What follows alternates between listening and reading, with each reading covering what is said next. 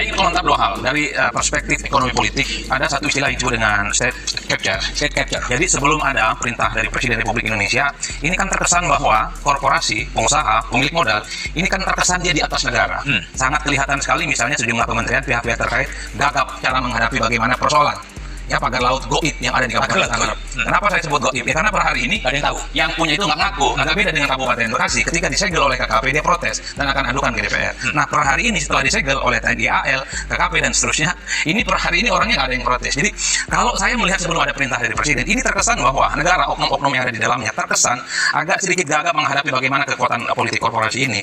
Saya membayangkan ada korporasi kuat sehingga dia bisa mendikte bagaimana kepentingan ekonomi politiknya di wilayah-wilayah tertentu, termasuk di Kabupaten Tangerang. Sungguh sangat berbahaya sekali negara Indonesia sekarang ini kalau kita kaitkan analisa dari seorang pengamat politik yaitu Adi Prayitno dengan kasus yang lagi viral sekarang ini yaitu terkait adanya pagar laut di Tangerang, Banten, di mana negara seakan-akan tidak berdaya melawan kekuatan korporasi, pengusaha dan pemilik modal.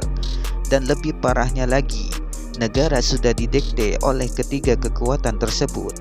Terbukti pada saat mencuatnya persoalan pagar laut di Tangerang, Banten, terlihat jelas pihak-pihak yang terkait yaitu para oknum pejabat dari kementerian yang terkait gelagapan dalam menangani kasus pagar laut tersebut sebelum datangnya perintah langsung dari Presiden Prabowo. Dan lebih berbahayanya lagi apabila kekuatan korporasi ini sudah bisa mendikte kepentingan politik ekonominya di wilayah-wilayah yang ada di Indonesia, termasuk di wilayah Tangerang, Banten sekarang ini. Dan ini menunjukkan bahwa korporasi, pengusaha, dan pemilik modal sudah berada di atas negara. Tapi kalau saya analisa secara spesifik, rasa-rasanya sulit kita melihat korporasi, pengusaha hebat yang dia bisa mendikte kekuatan politik negara. Maka kalau kita membaca bukunya PDHD dan Richard Robinson, ada satu istilah yang disebut dengan kapitalisme negara.